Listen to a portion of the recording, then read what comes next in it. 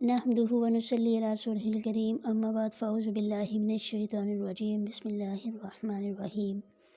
جزا اللہ عنا محمدا ما هو اہلہ صدق اللہ العظیم۔ ترجمہ تفسیر چینل کی طرف سے تمام سننے والوں کو السلام علیکم ورحمۃ اللہ وبرکاتہ۔ سامعین کرام، ہم پڑھ رہے ہیں سورہ بقرہ کا رکوع نمبر 6، اور اس میں جو مضمون چل رہا ہے وہ بنی اسرائیل پر بنی اسرائیل پر انعامات کا ذکر چل رہا ہے اور ان کی نافرمانیوں کا، اور اس آیت مبارکہ میں بھی اسی چیز کا ذکر ہے، بنی اسرائیل کا۔ بسم اللہ الرحمن الرحیم۔ وَظَلَّلْنَا عَلَيْكُمُ الْغَمَامَ، وَظَلَّلْنَا اور ہم نے سایہ کیا، علیکم تم پر، وَاذْكُرُوا یا بنی اسرائیل اذْكُرُوا نعمتی التی، یہ انعامات کا ذکر چل رہا ہے۔ یہاں پر بھی انہی میں سے ایک انعام کا ذکر ہے، ایک نعمت احسان کا ذکر ہے کہ وہ وقت یاد کرو، ذللنا جب ہم نے تم پر سایہ کیا تھا، الغمامہ بادلوں کا۔ ذلل ذل عربی میں سائے کو کہتے ہیں، نا اس میں یہ ضمیر ہے مخاطب کی، یعنی کہ خود کو مخاطب کرنا، یعنی اللہ تبارک و تعالیٰ فرما رہے ہیں کہ وہ وقت یاد کرو جب تم کیا تھے، تمہیں سائے کی ضرورت تھی تو ہم نے تم پر سایہ کیا بادلوں کا۔ وَأَنزَلْنَا عَلَيْكُمُ الْمَنَّ وَالسَّلْوَىٰ، وَأَنزَلْنَا اور وہ بھی وقت یاد کرو جب ہم نے نازل کیا تھا تم پر المن والسلویٰ، من اور سلویٰ۔ یہاں پہ کس کا جو ہے وہ واقعہ پہلے سن لیں، بات کو سمجھنے میں آسانی ہوگی۔ ہوا یہ تھا کہ بنی اسرائیل کو اللہ تبارک و تعالیٰ نے جب فرعون سے نجات دی، تو اب یہ جس بستی میں جا کر ٹھہرے تھے، وہ بستی بعض تو علماء کہتے ہیں کہ وہ مصر ہی تھا، مصر شہر تھا، اور بعض کہتے ہیں کہ وہ کوئی اور بستی تھی، اور ان کا اصل وطن جو تھا وہ تو شام تھا، اور جہاں پہ بیت المقدس ہے اور اللہ تعالیٰ کا گھر ہے، اور وہ قبلہ اول بھی تھا، یعنی یہودیوں کا تو وہی قبلہ تھا۔ اللہ تبارک و تعالیٰ چاہتے تھے کہ یہ لوگ اس جگہ پہ چلے جائیں اور اسے جا کر آباد کریں، جو کہ ان کا اصل وطن تھا، اور اللہ کے دین کو نافذ کریں۔ اب اللہ نے ان کو حکم دیا حضرت موسیٰ علیہ السلام کے ذریعے کہ اللہ تعالیٰ نے تمہیں نجات دی ہے فرعون سے، اور تم اس قابل ہو چکے ہو کہ جاؤ اور جہاد کرو اور ملک شام کو فتح کرو، اور اس پر جا کر اس کا قبضہ چھڑاؤ۔ یعنی ملک شام پر عمالقہ نامی ایک بستی تھی، ایک عمالقہ قوم تھی، ان لوگوں نے ملک شام پر قبضہ کر لیا ہوا تھا، تو اس لیے حکم دیا کہ جا کر جہاد کرو اور ان سے، عمالقہ قوم سے، اپنے شہر، اپنے ملک شام کو فتح کرو۔ ان لوگوں کو، بنی اسرائیل کو اس چیز کی خبر تھی کہ عمالقہ والے بہت زیادہ بہادر لوگ ہیں، جنگجو قوم ہیں، چونکہ بنی اسرائیل کو عادت ہو چکی تھی فارغ بیٹھ کر معجزوں کے ذریعے سب کچھ پا لینے کی، اس لیے وہ اس قابل ہی نہ رہے کہ وہ لڑائی جھگڑا کر سکیں۔ تو ان بدبختوں نے کیا کیا، انہوں نے کہا کہ اے موسیٰ، آپ اور آپ کا رب جا کر لڑیں، ہم تو ادھر ہی بیٹھے ہیں۔ ان آیات میں جو ہے وہ اس کا ذکر انشاءاللہ آگے آئے گا۔ تو آپ اور آپ کا رب جا کر لڑیں، ہم تو یہیں بیٹھے ہیں، تو جب اللہ تعالیٰ آپ کو فتح دے دیں گے تو ہم ملک شام میں چلے جائیں گے۔ ان کے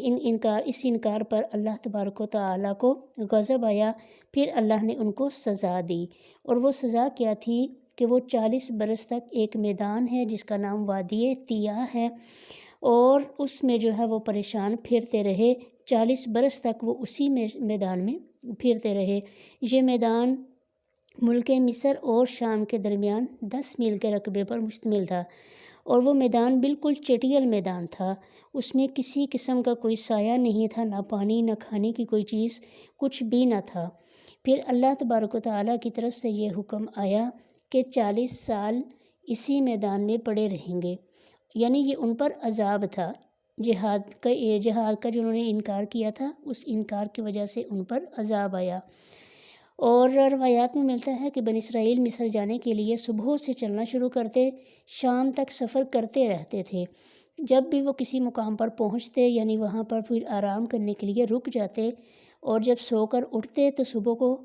خود کو جو ہے وہ صبح جس مقام پر پاتے، اور جہاں سے وہ چلنا شروع ہوتے تھے، صبح کے وقت سفر شروع کرتے تھے، سفر اتنا طے کر لینے کے بعد جب رات کو رکتے کہیں پر اور جب صبح اٹھتے جاگنے کے بعد وہ دیکھتے خود کو وہ پہلے مقام پر ہی، یعنی وہ جس جگہ سے چلنا شروع کرتے تھے رات کو ادھر ہی پہنچ جاتے تھے۔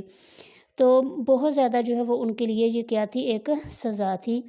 کہ یہ اسی میدان میں 40 سال اسی طرح چلتے رہے۔ اب اس میدان میں نہ پانی تھا نہ کھانا تھا، تو ان لوگوں نے موسیٰ علیہ السلام سے کھانے پینے کی چیزوں کی طلب کی۔ حضرت موسیٰ علیہ السلام نے اللہ تبارک و تعالیٰ سے ان کے لیے کھانا مانگا، تو اللہ نے پھر ان کے لیے من اور سلویٰ اتارا، اور یہ لوگ اسے پھر سکون سے کھاتے رہے تھے۔ اور یہ من اور سلویٰ، من جو ہے یہ ایک میٹھی چیز، ایک جو ہے وہ میٹھی چیز تھی کہ جس کو جو ہے وہ کھاتے تھے۔ اب اس کی جو ہے وہ وضاحت تو کوئی نہیں اس کے بارے میں پتہ، صرف اتنا آتا ہے کہ من ایک میٹھی چیز تھی جو ان کے لیے اتاری گئی تھی، اور سلویٰ یہ گوشت کی صورت میں تھا، یعنی بٹیروں کی صورت میں تھا، تو جس کو یہ بڑے سکون سے جو ہے وہ کھاتے، رات کو پکڑتے ان کو کھاتے۔ ابھی ان کے لیے من سلویٰ اتارا، یہ بہت بڑا انعام تھا بنی اسرائیل پر، کہ ان لوگوں کی، حالانکہ یہ میدان میں ان کے لیے ایک سزا تھی، ان کو سزا دی جا رہی تھی، لیکن اس سزا کے باوجود بھی ان پر یہ کیسا انعام تھا اللہ تبارک و تعالیٰ کا، کہ ان پر اتنی بڑی نعمت نازل کی کہ آسمان سے ان کے لیے بنا بنایا کھانا آتا تھا۔ لیکن وہ اتنی ضدی سرکش قوم تھی، پھر بھی ان پر انعامات کی بارش ہوتی رہتی تھی، اور جب ان لوگوں نے دھوپ کی شکایت کی تو بادل سایہ بن کر ان کے ساتھ ساتھ چلتے، یہ جس کا ذکر آیا ہے وَظَلَّلْنَا عَلَيْكُمُ الْغَمَامَ۔ پھر ان لوگوں نے پانی کا جو ہے وہ پانی کی طلب کی، پانی کا وہاں پر کوئی انتظام نہ تھا، یہ کہا کہ حضرت موسیٰ علیہ السلام کو اللہ نے، پھر اللہ تبارک و تعالیٰ سے جب موسیٰ علیہ السلام نے ان کے لیے پانی طلب کیا، پانی مانگا، تو موسیٰ علیہ السلام کو اللہ نے حکم دیا اپنی لاٹھی پتھر پر مارے۔ جیسے ہی لاٹھی انہوں نے پتھر پہ ماری تو وہاں سے 12 چشمے نکل آئے، اور یہ 12 چشمے کیوں نکلے؟ اس لیے کہ بنی اسرائیل کے 12 قبیلے تھے، ہر قبیلے کے لیے الگ چشمہ نکال دیا گیا۔ حضرت موسیٰ علیہ السلام کا یہ معجزہ تھا، یہ انعامات جن کا تذکرہ ہے، اور یہ بنی اسرائیل پر کیے گئے، لیکن انہوں نے ناشکری کر کے ظلم کیا۔ اب ان کو یہ کہا گیا تھا کہ جو ان کے لیے من سلویٰ اترتا تھا، ان لوگوں کو اس چیز کا حکم دیا گیا کہ تم لوگوں نے اسے جمع نہیں کرنا، ذخیرہ اندوزی اس کی نہیں کرنی، بلکہ جتنا تمہیں کھانا ہے صرف اتنا ہی لینا۔ لیکن ان ظالموں نے کیا کیا کہ اس کو جمع کرنا شروع کر دیا۔ اب اس کی وجہ سے گوشت جو تھا وہ گلنے لگ گیا، یعنی یہ اسی وقت پھر کیا ہو گیا، ان کے لیے ایک سزا تھی کہ ان پر کیا ہو گیا، یہ سزا تھی کہ وہ گوشت انہوں نے جمع کرنا شروع کر دیا، تو اس وجہ سے پھر سزا کے لیے وہ گوشت پھر ان کے پاس جمع جو سارا کیا ہوا تھا، انہوں نے ذخیرہ اندوزی کی تھی، وہ سارا گل سڑ گیا۔ اسی چیز کا ذکر جو ہے وہ آیت مبارکہ میں ہے کہ وَظَلَّلْنَا عَلَيْكُمُ الْغَمَامَ، اور یاد کرو وہ وقت جب ہم نے تم پر سایہ کیا تھا بادلوں کا، وَأَنزَلْنَا عَلَيْكُمُ الْمَنَّ وَالسَّلْوَىٰ، اور ہم نے اتارا تم پر من اور سلویٰ، کلو کھاؤ، من طیبات ما رزقناکم، پاکیزہ چیزوں میں سے، ما رزقناکم جو ہم نے تمہیں دیا، وما ظلمونا، اور انہوں نے ہمارا کچھ بھی نقصان نہ کیا، ولیکن کانوا انفسہم، اور لیکن انہوں نے خود اپنا یظلمون نقصان کیا، یعنی کہ انہوں نے ہم پہ ہمارا کوئی نہیں بگاڑا ان ساری چیزوں میں، صرف اور صرف انہوں نے اپنا ہی نقصان کیا۔ اپنا نقصان کیسے کیا؟ کس چیز کو کہا جا رہا ہے؟ یعنی جب ان کو منع کیا گیا تھا کہ تم لوگوں نے ذخیرہ اندوزی نہیں کرنی، جب انہوں نے کی تو پھر اس کی سزا بھی بھگت لی کہ وہ گوشت کیا ہو گیا، گلنے سڑنے لگ گیا۔ اور پھر ان کی یہ کہ اللہ تعالیٰ کی طرف سے بہت بڑا انعام تھا، لیکن ان کی ناشکری اور نافرمانی تھی۔ اسی طرح ان کی نافرمانی جس کا بیان ایک اور جو ہے وہ اگلی آیت میں آ رہا ہے، وَإِذْ قُلْنَا، اور جب ہم نے کہا، وَإِذْ، اور یاد کرو وہ وقت، قلنا جب ہم نے کہا، ادخلوا هذه القرية، داخل ہو جاؤ اس بستی میں، فکلوا، پس کھاؤ، منہا، اس میں سے، حیث شئتم، جہاں سے تم چاہو، رغداً، فراغت کے ساتھ، وادخلوا الباب، اور داخل ہونا دروازے سے، سجداً، سجدہ کرتے ہوئے، وقولوا، اور کہنا، حطۃ مغفرت کے معنی میں آتا ہے، جیسے ہم کہتے ہیں استغفر اللہ، کہ اللہ ہمیں معاف فرما دے، تو یہ حطۃ ان کے لیے مغفرت کا لفظ تھا۔ قولوا، تو کہنا، حطۃ، یعنی جب تم دروازے سے داخل ہو تو حتتن کہنا، نغفر لکم ہم معاف کر دیں گے خطایاکم تمہاری خطائیں، وسنزید المحسنین اور ان قریب ہم زیادہ دیں گے نیکی کرنے والوں کو۔ اب یہاں اس چیز کو سمجھے کہ یہ جو ہے وہ جس چیز کا ذکر ہے یہاں ان آیات میں کس واقعے کا ذکر ہے۔ اس وقت پھر یہ ہوا کہ جب یہ لوگ مسلسل منسلوہ کھاتے رہے، یعنی وادی طیٰ میں جب ان کو یہ منسلوہ کھانے کو دیا گیا، اب یہ مسلسل کھاتے رہے تو اس سے اکتا گئے تھے۔ اب یہ لوگ یہ نہیں سوچ رہے تھے کہ یہ سب تو ہماری وجہ سے ہمارے کیا ہے سزا ملی ہے ہمیں، لیکن انہوں نے اس پر اللہ کا شکر ادا نہیں کیا، بلکہ ایک نئی فرمائش کا مطالبہ کر دیا، ایک نئی چیز کا۔ کہنے لگے کہ ہم یہ ایک ہی کھانے پر صبر نہیں کر سکتے، اور موسیٰ علیہ السلام سے انہوں نے کہا کہ آپ اپنے رب سے دعا کیجئے کہ وہ ہمارے لیے کیا کرے، کوئی اور جو ہے وہ ہمیں ان چیزوں میں سے ہم نے کھانا ہے کہ جو زمین کی جو ہے وہ پیداوار ہوتی ہیں۔ ان کا بھی ذکر جو ہے وہ انشاءاللہ آگے آیت میں آئے گا کہ فَادْعُ لَنَا رَبُّكَ يُخْرِجْ لَنَا، یعنی کہ ہمارے لیے اپنے رب سے دعا کیجئے ہمارے لیے وہ چیزیں نکالے جو زمین سے اگتی ہیں، وہ ہمیں چاہیے۔ تو کیا کرنا ہے پھر ان لوگوں نے اس چیز کا سارے جو ہے وہ چیزوں کا مطالبہ کیا، زمین میں اگنے والی چیزوں کا، ککڑی، ساگ، دال، پیاز وغیرہ، انشاءاللہ اس کا اگلی آیات میں ذکر آئے گا۔ تو مطلب یہ ساری چیزیں پھر ان کو چاہیے تھی۔ اس پر اللہ تبارک و تعالیٰ کو غضب آیا کہ جہاد سے انکار کیا ہے تم لوگوں نے اور ان سب چیزوں کو چھوڑا ہے۔ یعنی اگر تم سے تو اللہ تعالیٰ کیا کہہ رہے ہیں کہ میں نے تو تم سے کہا تھا کہ فلاں بستی میں یعنی کہ مصر ملک شام میں جاؤ، اپنے ملک کو آزاد کرواؤ، وہاں پہ جا کر رہو، اور یہ ساری چیزیں تمہیں وہاں پہ ملنی تھی، اور تم نے جہاد سے انکار کیا، گویا ان ساری چیزوں کو چھوڑا۔ تو اللہ نے تمہیں کہا جہاد پر جانے کا، لیکن تم لوگوں نے انکار کر کے خود ہی ان ساری چیزوں کو اپنے ہاتھ سے گنوایا۔ تو یہ میدان ہے، یہ جنگل ہے، اس میں جو تمہیں دیا جا رہا ہے اسی پر شکر کرو، اور یہ بھی تمہارے لیے غنیمت ہے۔ لیکن انہوں نے ناشکری کی۔ خیر انہوں نے جو گستاخی جو ہے وہ نافرمانی کی، لیکن پھر بھی حکم ہوا، یعنی ان لوگوں کی اتنی بڑی نافرمانی تھی یہ، اس کے باوجود بھی اللہ تبارک و تعالیٰ نے حکم دیا کہ اس بستی میں چلے جاؤ۔ اب یہ بستی کون سی ہے، یہاں بھی بعض جو ہے وہ علماء نے کہا ہے کہ اس سے مراد وہی بستی یعنی کہ جہاں پہ عمالقہ کا قبضہ تھا، اور یا پھر جو ہے وہ کوئی اور بستی، کوئی اور وادی تھی جس میں ان کو جانے کا کہا گیا تھا کہ تم لوگ اس میدان سے اس وادی میں چلے جاؤ، لیکن جب اس میں شہر میں تم داخل ہو تو سجدہ کرتے ہوئے جانا۔ یہاں پہ سجدہ حقیقی معنی میں نہیں ہے، ان کو کہا جا رہا ہے کہ تم جھک کر جانا، دروازے میں داخل ہونا، عاجزی کے ساتھ داخل ہونا، اور ان کو جو ہے وہ جھک کر داخل ہونے کا کہا گیا۔ ایک اور بات یہ کہ ان کو اس چیز کے دو چیزوں کا ان کو حکم دیا گیا تھا کہ جب تم فلاں شہر چلے جاؤ، یعنی جہاں ان کو جانے کا حکم دیا گیا تھا، جب ادھر چلے جاؤ تو جب دروازے سے داخل ہو یعنی کہ شہر میں جب تم داخل ہونے لگو تو جھک کر عاجزی کے ساتھ جانا، اور تمہاری زبانوں پر حتتن لفظ ہو، حتتن کہتے جانا۔ حتتن عربی میں معافی کے لیے آتا ہے، استغفار کے لیے، کہ اے اللہ ہماری مغفرت کر دے۔ لیکن یعنی کہ ان کو اس چیز کے بارے میں حکم دے دیا گیا کہ تم اگر ایسا کرو گے تو نغفر لکم خطایاکم، تو ہم تمہاری خطائیں معاف کر دیں گے،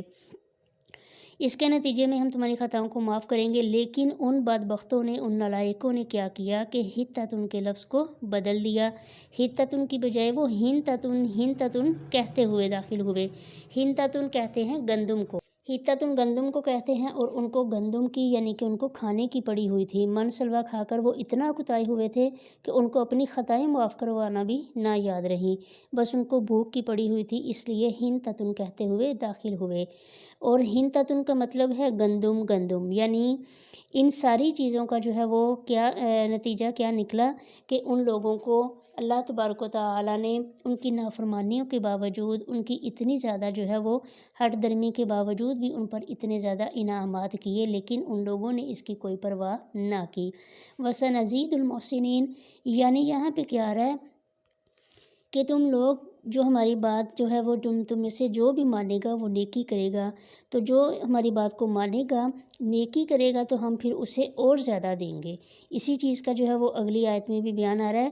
فَبَدَّلَ الَّذِينَ ظَلَمُوا فَبَدَّلَ الَّذِينَ، پس بدل ڈالی ان لوگوں نے، ظالموں جنہوں نے ظلم کیا، یعنی ان ظالموں نے بات بدل دی، قولاً غیر الذی، اس کے علاوہ، فبدل الذین ظلموا قولا،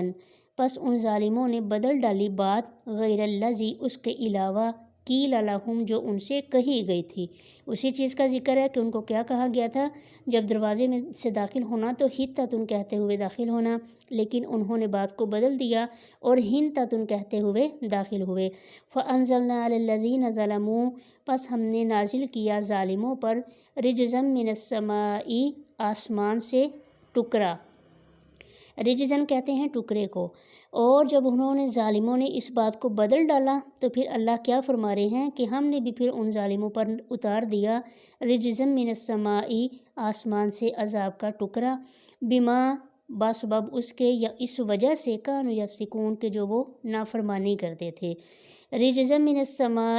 یہ عذاب کیا تھا، کن لوگوں پر آیا تھا؟ اس کی تفسیر یہ ہے کہ بنی اسرائیل میں سے جن لوگوں نے اس بات کو بدل ڈالا تھا کہ وہ حطۃ کی بجائے انہوں نے حنطۃ کہنا شروع کر دیا، تو پھر اللہ تبارک و تعالیٰ نے ان لوگوں پر طاعون کا عذاب مسلط کر دیا۔ اس طاعون کی بیماری سے 70,000 یہودی ہلاک ہو گئے تھے۔ در حقیقت عذاب الہی کسی قوم پر بلا وجہ نہیں آتا، بلکہ اس قوم کی اپنی بدعمالیوں کی وجہ سے آتا ہے، اسی لیے یہاں اس چیز کا واضح بیان آ گیا۔ فَأَنزَلْنَا عَلَى الَّذِينَ ظَلَمُوا،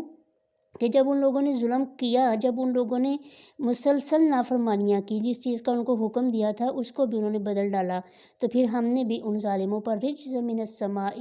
آسمان سے عذاب کا ٹکڑا اتارا۔ اب یہ اتارنا کیوں تھا؟ بما، اس وجہ سے تھا، کانوا یفسقون، کہ ان لوگوں نے کیا کی، نافرمانی کی۔ یعنی ان پر اتنے زیادہ انعامات ہوئے، اتنے زیادہ معجزے حضرت موسیٰ علیہ السلام کے ہاتھ پر ہوئے جو ان کے سامنے تھے اور بنی اسرائیل کے لیے تھے،